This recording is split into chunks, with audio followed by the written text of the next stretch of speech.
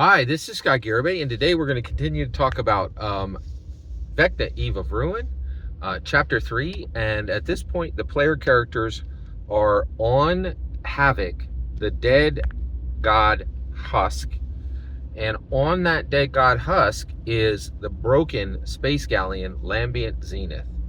So at this point, the player characters have encountered the Ilrin, the Guff, who's actually a Deathslade, and then they've encountered the two Githyanki Knights, and they've encountered Kaisera, the Orc Assassin, and they've encountered Deveris, who's connected to the treant that's embedded in the lifeboat, and the Blink Dog. And at this point, they've learned about Figaro, and Figaro is the tiefling the tiefling first mate of the ship, and he is now trapped himself in his own room, and he will not allow anyone to talk to him, and he is using a cube of force. Okay, and so at the end, the player characters have been, the player characters are looking for the second piece of the Rod of Seven Parts, and they're told that Figaro can help them deactivate the ward runes that are stopping them from taking the which they haven't even gotten to that part yet, though. But they haven't got that part of the ship.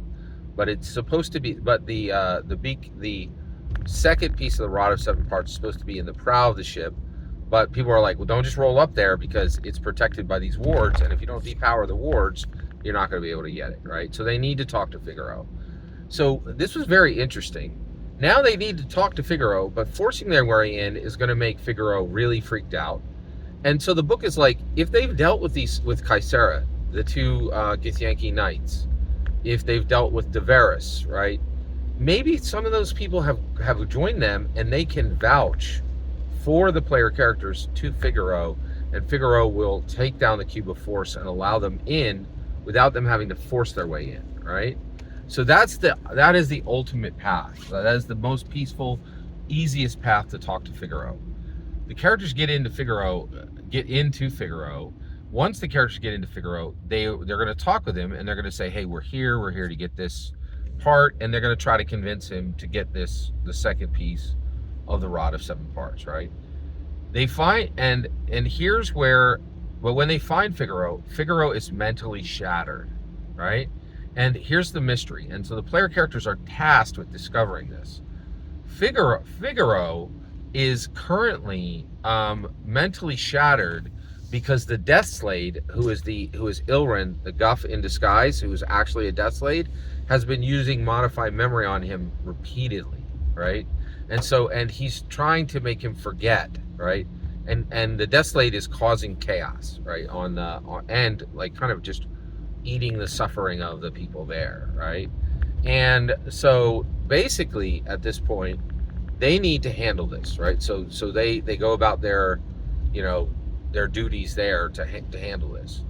So they talk to him, and they find that he's under, and so they can cure him of this condition, right? Especially if there's a cleric or anybody like that, they can help him remember. Once Figaro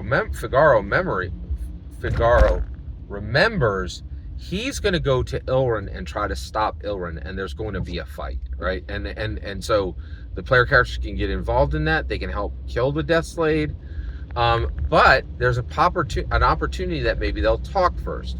Here are Figaro's secrets. So Figaro, what they were doing is the second piece of the Rod of Seven Parts does Arcane Gate, right? And they were using Arcane Gate to teleport their space galleon, which is now a shattered wreck. Figaro's mentally shattered, and their ship was physically shattered. That's interesting. So the Lambient Zenith is physically shattered. So basically, Figaro was using the Rod of Many Parts to use Arcane Gate to pop themselves point, right, throughout the astral seas. This was dangerous, and Figaro knew that near Havoc, the dead god husk, there was a lot of treasure, right? So this was very economically beneficial for Figaro. He knew the dangers of the astral sea, and he did not tell the captain, right? And he knew that particularly using this teleportation device in this area could be particularly dangerous, and he exposed the crew to this risk. So this is a powerful secret, a currency that can be whispered to the multiverse, just like Vecna has been doing, right? So this is a powerful secret that is gained, right? Now the player characters can resolve all this, and this is all resolved, and this is just a portion of everything that's waiting to process in the Lambent Zenith chapter 3.